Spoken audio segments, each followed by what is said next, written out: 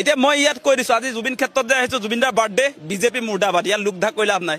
এই কথাটো কোনোবাই যদি পলিটিকেল শ্লোগান 100% মই পলিটিকেল শ্লোগান বুলি আপোনালোকে যদি আপোনাৰ মেনিপুলেট কৰি ক'ব খোজে 100 বাৰ কম 1000 বাৰ কম লাখ বাৰ কম বিজেপি মুৰ্দাবাদ বিজেপিয়ে জুবিনদাক ছিংগাপুৰলৈ লৈ গৈছিলে বেলেগ কথা নাই মই কৈছোঁ মই আকাশ দলে মই কৈছোঁ Himanta Biswa Sarma please speak North East India festival সম্পৰ্কত যে হাই কমিশনৰ পৰা যেটো চিঠি আহিছিলে মুখ্যমন্ত্ৰীয়ে সেই চিঠিটোক লৈ যেটো ৰেসপন্স দিছে এইবিলাকতো মিছা নহয় ইয়াতো চিফ মিনিষ্টাৰ আপোনাৰ যেটো সিল সেই সিলটো আছে এতিয়াও আপুনি মিছা চিনি নাপাম বুলি ক'ব নেকি শ্যামকানু মহন্তক জুবিনদা বিহীন আসলতে আমি অসমবাসী ৰাইজে আসলে জন্মদিন আজি পালন কৰিবলগীয়া হৈছে অত্যন্ত দুৰ্ভাগ্যজনক যে জুবিনদাক আধা বয়সতে আমি অসমবাসীয়ে হেৰুৱালো জুবিনদাৰ কাৰণে আসলতে আমি কি কম আজিৰ দিনটোত যে জুবিনদা যতে আছে কুশলে থাকক আৰু জুবিনদাৰ যি আদৰ্শ আমি ফৰৱাৰ্ড কৰি লৈ যাব লাগিব অসমীয়া জাতিয়ে গতিকে জুবিনদা হেপী বাৰ্থডে আৰু দ্বিতীয় কথাটো হৈছে যে জুবিনদাক ছিংগাপুৰলৈ কোনে নিছিলে সেই কথা এটা মেইনষ্ট্ৰীম মিডিয়াত নচলে আপোনালোকক কৈছোঁ আপোনালোক ক্ৰছ কাৰেণ্ট গতিকে নিৰপেক্ষ অনুসন্ধান ভিত্তিত আপোনালোকে বাতৰি সম্প্ৰচাৰ কৰে নিৰ্ভৰযোগ্য এটা সংবাদ প্ৰতিষ্ঠান গতিকে ক্ৰছ কাৰেণ্টে যি ধৰণৰ বাতৰি সম্প্ৰচাৰ কৰিছে এইটো একেবাৰে ৰাজ্যৰ পক্ষত কৰি আছে আৰু জুবিনদাৰ পক্ষত কৰি আছে অনুসন্ধানমূলক বাতৰি গতিকে আপোনালোকেও ইতিমধ্যে আৰটিআই কৰি কিছু ৰিপৰ্ট উলিয়াইছে আপোনালোকক ধন্যবাদ জ্ঞাপন কৰিছোঁ আৰু সঁচা সঁচিকে মই নিজে ব্যক্তিগতভাৱে এতিয়ালৈকে 5টা প্ৰেছ কনফাৰেন্স দিছোঁ সংবাদ মেল পাতিছোঁ তাত কৈছোঁ যে জুবিনদাক আসলতে ছিংগাপুৰলৈ কোনে নিছিলে আমি তথ্য সহকাৰে কৈ আহিছোঁ যে হাই কমিশ্যন অফ ইণ্ডিয়াই নিছিলে ভাৰত চৰকাৰৰ বিদেশ মন্ত্ৰণালয়ৰ উচ্চায়ুক্ত ছিংগাপুৰত থকা তেওঁলোকে প্ৰেজেণ্ট কৰিছিলে জুবিনদাৰ সংগীতানুষ্ঠান গতিকে মেইন জেগাত অসমৰ ৰাইজে ঢুকিয়ে পোৱা নাই এতিয়া গতিকে আমি অসমবাসী ৰাইজক আহ্বান জনাম আজি জুবিনদাৰ জন্মদিনটোত যে আপোনালোকে এতিয়া মেইন জেগাত ধৰক আমি য'ত ধৰি আছোঁ যে জুবিনদাক ছিংগাপুৰলৈ মাতি নিছিলে আপোনাৰ ভাৰত চৰকাৰৰ বিদেশ আসলতে মন্ত্ৰালয় আৰু আপোনাৰ হাই কমিশ্যন অফ ইণ্ডিয়া গতিকে সেই অনুষ্ঠানকেইটাক যদি আমি তদন্তৰ আওতালৈ আনিব নোৱাৰোঁ তেতিয়াহ'লে জুবিনদাৰ তদন্ত হ'ব আধৰুৱা এতিয়া যিটো তদন্ত চলিছে এইটো হৈছে অৰ্থনৈতিক তদন্ত ইয়াত লেনদেন নাই হত্যাকাণ্ডৰ লগত লেনদেন থকা তদন্ত চলা নাই এতিয়া সেইকাৰণে আমি কৈছোঁ যে ছিংগাপুৰত যি অনুষ্ঠান হৈছিলে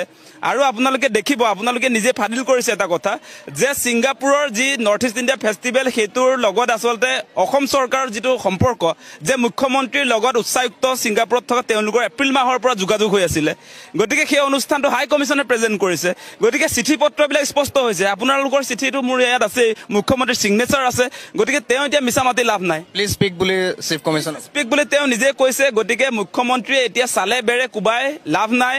শ্যামকানু মহন্তক চিনি নাপাওঁ বুলি ক'লেও কোনে বিশ্বাস কৰিব শ্যামকানু মহন্ত যে হিমন্ত বিশ্ব শৰ্মাৰ ভায়েক সেই কথাটো আমি নতুনকৈ কোৱাৰ প্ৰয়োজন নাই এই ছিগনেচাৰ আপোনালোকে দেখিছে এইটো Himanta Biswa Sarma please speak North East India festival সম্পৰ্কত যে হাই কমিশ্যনৰ পৰা যেটো চিঠি আহিছিলে মুখ্যমন্ত্ৰীয়ে সেই চিঠিটোক লৈ যেটো ৰেসপন্স দিছে এইবিলাকতো মিছা নহয় ইয়াতো চিফ মিনিষ্টাৰ আপোনাৰ যেটো সিল সেই সিলটো আছে এতিয়াও আপুনি মিছা চিনি নাপাম বুলি ক'ব নেকি শ্যামকানু মহন্তক গতিকে হত্যাকাৰী আপোনাৰ বিজেপি চৰকাৰ ইয়াত আৰু শ্যামকানু মহন্তই যে চৰকাৰৰ সৈতে যোগাযোগ কৰিব 5 নম্বৰ পইণ্টত লিখা আছে the chief organiser of the North East India festival mister Shyamkanu Mahanta will approaching the government of Assam for its participation of the festival মানে এই কাগজখন কোনে দিছে হাই কমিশ্যন অফ ইণ্ডিয়াই কাক দিছে অসম চৰকাৰক দিছে গতিকে এইটো চৰকাৰী অনুষ্ঠান আৰু চৰকাৰে কৈ দিছে যে হাই কমিশ্যনে কৈ দিছে আপোনাৰ লগত শ্যামকানু মহন্ত আপোনাৰ ভাতৃয়ে যোগাযোগ কৰিব ইয়াত পইচা বিচৰাৰ কথা উল্লেখ আছে ইয়াত উল্লেখ কৰা আছে আপোনাৰ যেটো আপোনাৰ পৃষ্ঠপোষকতা কৰিব লাগে চৰকাৰৰ ফালৰ পৰা সেই কথা আছে গতিকে এই গোটেই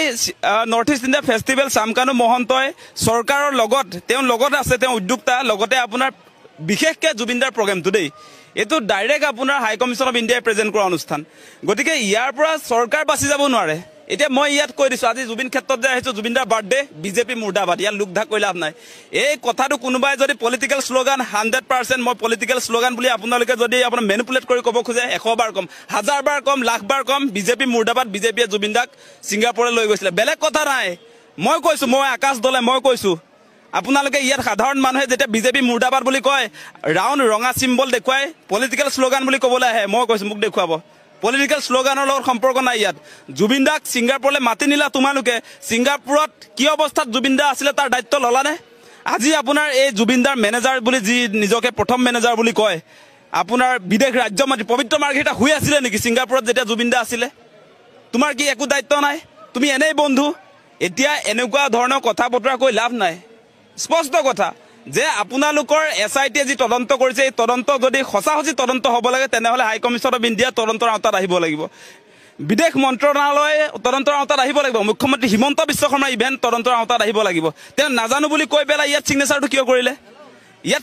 কিয় কৰিলে আপুনি হাই কমিশ্যনৰ চিঠিখনত আপুনি সহি কৰি সিলটো কেলে মাৰি দিলে আপুনি মিছা কথাটো ক'বলৈ আপোনাৰ মানে এতিয়া যে লুকুৱাবলৈ যত্ন কৰিছে তেওঁ পলাব নোৱাৰে ন সিল মোহৰ মাৰি দিলে তেওঁ সহিটো কৰি দিলে এতিয়া হিমন্ত বিশ্ব শৰ্মাই শ্যামকানু মহন্তৰ নৰ্থ ইষ্ট ইণ্ডিয়া ফেষ্টিভেল নাজানো বুলি ক'লে কি আমি বিশ্বাস কৰিম নেকি আমি পাগল নহয় বুৰ্বক নহয় আমি সব কথা বুজি পাওঁ আমি মেইন কথাত ধৰিম আজি জন্মদিনটোৰ পৰাই কৈছো অসমবাসী ৰাইজেও এটা কথা আপোনালোকে আজিৰ পৰা এই জুবিন ক্ষেত্ৰৰ পৰা মনত লৈ যাওক জুবিন দাক ছিংগাপুৰলৈ মাতি নিছিলে হাই কমিশ্যন অফ ইণ্ডিয়া ভাৰত চৰকাৰ মানে বিজেপি চৰকাৰ মানে হিমন্ত বিশ্ব শৰ্মা সিদ্ধাৰ্থ শৰ্মা মানে যুৱ মৰ্চাৰ এই সাংস্কৃতিক তত্ত্বাৱধায়ক সেইটোহে মই চিনি পাওঁ শ্যামকানু মহন্ত হিমন্ত বিশ্ব শৰ্মা এই মানুহবিলাক বিজেপিৰ মানুহ আমি কি নাজানো এই কথা আজি হিমন্ত বিশ্ব শৰ্মাক বিজেপিত জইন কৰালে কোনে শ্যামকানু ফেমিলি নহয় নেকি মিটিংবিলাক দেখোন তেওঁলোকৰ ঘৰত আছিলে মই নিজে দেখি আছো আমি আপোনালোকে দেখি আছে সংবাদ মাধ্যমে গতিকে মিছা কথা কৈ লাভ নাই এতিয়া জুবিন দাক হত্যা কৰাৰ পাছত হিমন্ত বিশ্ব শৰ্মাই ৰক্তদান কৰিলে জুবিন দা ঘূৰি নাহে ৰক্তদান কৰিম বুলি কৈছে প্ৰথমতে যেতিয়া আপোনাৰ তাত যে দায়িত্ব নললে আপোনালোকৰ কোনো ৰেছপন্সিবিলিটি যে তাত নললে জুবিনদাৰ ৰক্তক্ষৰণ কৰি থকা অৱস্থাত এই মেনেজাৰজন ক'ত আছিলে সেই কথাটো কৈছো মই পবিত্ৰ মাৰ্ঘেৰিটা ক'ত আছিলে তেতিয়া তেওঁতো বিদেশ ৰাজ্য মন্ত্ৰী ছিংগাপুৰ অনুষ্ঠানটোত তেওঁ জুবিনদা তাত থকা অৱস্থাত তেওঁ ক'ত আছিলে সেই কথাটো মই বাৰম্বাৰ উত্থাপন কৰিছো আৰু মুখ্যমন্ত্ৰী ডাঙৰীয়া আপোনাৰ নাটকবাজি বহুত হৈ গৈছে আপুনি লাখপতি বাইদেউ দি বা আপোনাৰ হিতাধিকাৰী আঁচনি দি থাকিলেও জুবিনদাৰ কথা কিন্তু আমাৰ অসমীয়া মানুহৰ ইয়াত কলিজাত আছে মনত আছে আমাৰ প্ৰাণ জুবিনদা গতিকে জুবিনদাৰ ক্ষেত্ৰত আপোচ নহয় সেই কথাটো স্পষ্ট জুবিনদাৰ ন্যায় আমাক লাগিব যিটো ন্যায় প্ৰকৃত ন্যায় সেই চাহৰ দোকানীক তদন্ত কৰি ন্যায় দিম বুলি ক'লে আমি এইটো বিশ্বাস নকৰো এতিয়া বিহু কমিটিৰ কি সম্পৰ্ক আছে তদন্ত হ'বলৈ কৰবাত হৈ আছে কৰবাত নহব এই কথা আমি স্পষ্ট কৰি দিছো গতিকে জুবিনদাৰ উচিত তদন্ত নহলে ইয়াৰ পৰাই আচলতে আমি জুবিন ক্ষেত্ৰত উপস্থিত থাকি কৈছো যে জুবিনদাৰ যদি সঁচা যদি আপোনাৰ ন্যায় নহয় তেতিয়াহ'লে ইয়াৰ বিৰুদ্ধে কিন্তু তীব্ৰ প্ৰতিবাদ হ'ব সেই কথা স্পষ্ট এয়া